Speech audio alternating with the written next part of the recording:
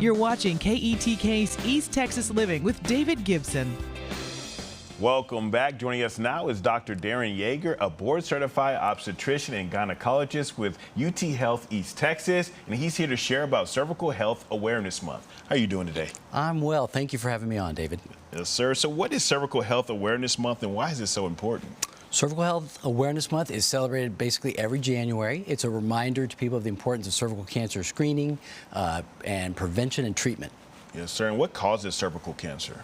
Cervical cancer is caused by the human papillomavirus. Many people know it as HPV, and that virus can cause cervical cancer. Yes, sir. And so who should get screened for cervical cancer, and how often should they get screened? Great question. The cervical cancer screening is for anyone who has a cervix starting at age 21. They're screened about every 3 years with a pap smear with their healthcare professional. And then starting at age 30, you can actually get tested for HPV directly, human papillomavirus. And those who are negative for HPV can go as long as 5 years between screening. Yes, sir. And what role does the HPV vaccine kind of play in prevention? The HPV vaccine has been very successful at reducing cervical cancer in our population.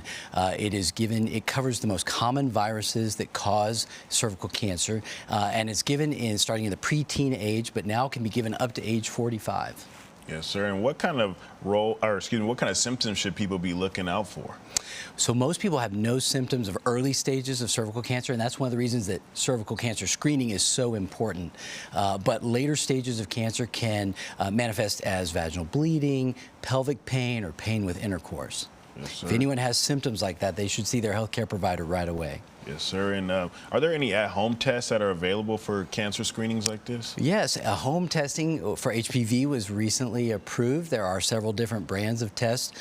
Keep in mind that this test's only for the HPV virus, and so I still think it's really important that everyone see their doctor, get an examination, and have their pap smear done on a regular basis. Yes, sir. And why is it so important to kind of spread this awareness so people, can understand cervical cancer?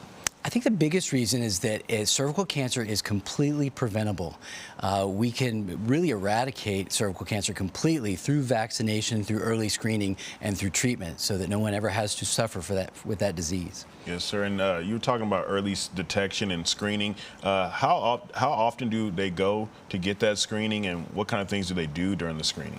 Great question. Your doctor you should see your doctor about every year.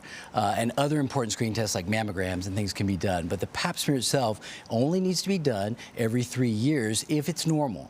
If you've had a history of abnormal pap smears, or if there's a problem with your pap smear, then your doctor or healthcare provider can let you know how often you need to be screened. Yes, sir. And what kind of things do they do during that screening?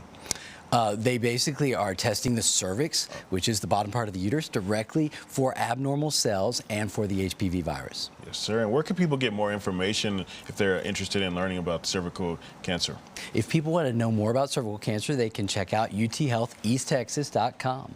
Yes, sir. Well, thank you so much for coming in and telling us all about it. Thank you for having me. Yes, sir. For more information, go to the website right there on your screen.